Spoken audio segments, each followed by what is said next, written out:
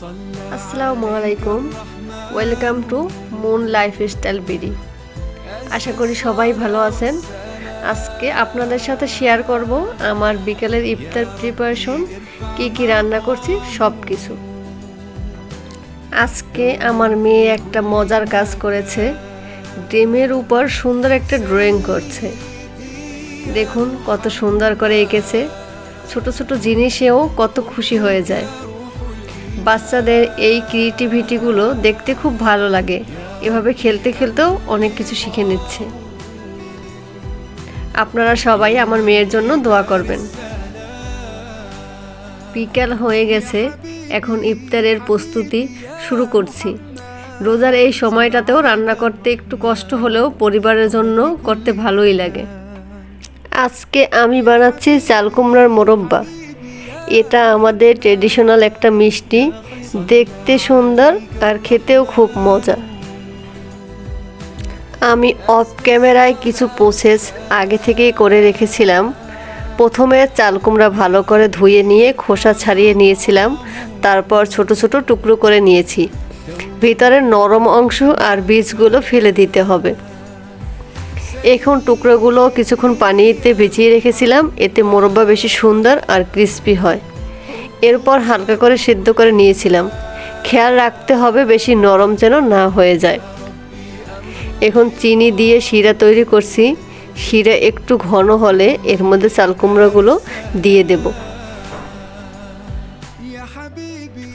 এখন ধীরে ধীরে রান্না করছি। দেখুন কত সুন্দর করে রং চেঞ্জ হচ্ছে। শিরা ভালো করে ঢুকে গেলে মোরব্বা একদম পারফেক্ট হয়ে যাবে। দেখুন চাল কুমড়ার মোরব্বা একদম রেডি। গ্লাসের মতো চকচক করছে, দেখতে খুব সুন্দর লাগছে। খেতে মিষ্টি, সফট আর একদম ট্রেডিশনাল স্বাদ। ইফতারে বা অতিথিতে এলে দিলে সবাই পছন্দ করবে। এটা ফ্রিজে রেখে কয়েকদিন সংরক্ষণ করা যায়। আপনারা চাইলে বাসায় সহজেই বানিয়ে নিতে পারেন। এখন আলুর চপ বানাচ্ছি।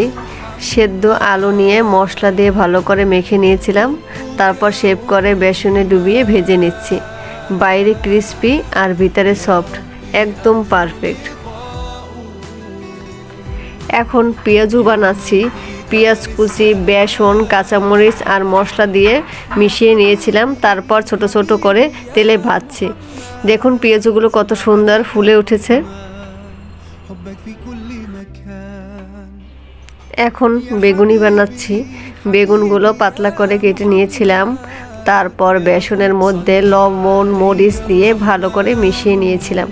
এখন বেগুনগুলো ডুবিয়ে গরম তেলে ভেজে নিচ্ছি। দেখুন কত সুন্দর ক্রিস্পি হয়ে গেছে।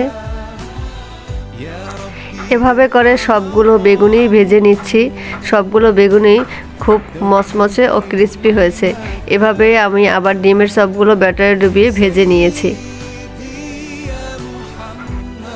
এখন ইফতারের জন্য শরবত বানিয়ে নিচ্ছি, সাথে কিছু ফল কেটে রাখছি। এগুলি সবসময় আমার মেয়ে করে। ইফতারে ফল খেলে খুব সতেজ লাগে। এখন সব কিছু টেবিলে সাজিয়ে ফেললাম। পেঁয়াজু, বেগুনি, আলুর চপ, ডিমের চপ, শরবত, ফল, হালিম, দই। আজকের ইফতার দেখতে খুব সুন্দর লাগছে আলহামদুলিল্লাহ। নিজের হাতে রান্না করে পরিবারের সাথে ইফতার করা এই সময়টা আমার সবচেয়ে প্রিয়। সারাদিনের ক্লান্তি একদম দূর হয়ে যায়। আপনারা সবাই দোয়া করবেন। ভিডিওটি ভালো লাগলে লাইক, কমেন্ট আর সাবস্ক্রাইব করতে ভুলবেন না। আল্লাহ হাফেজ।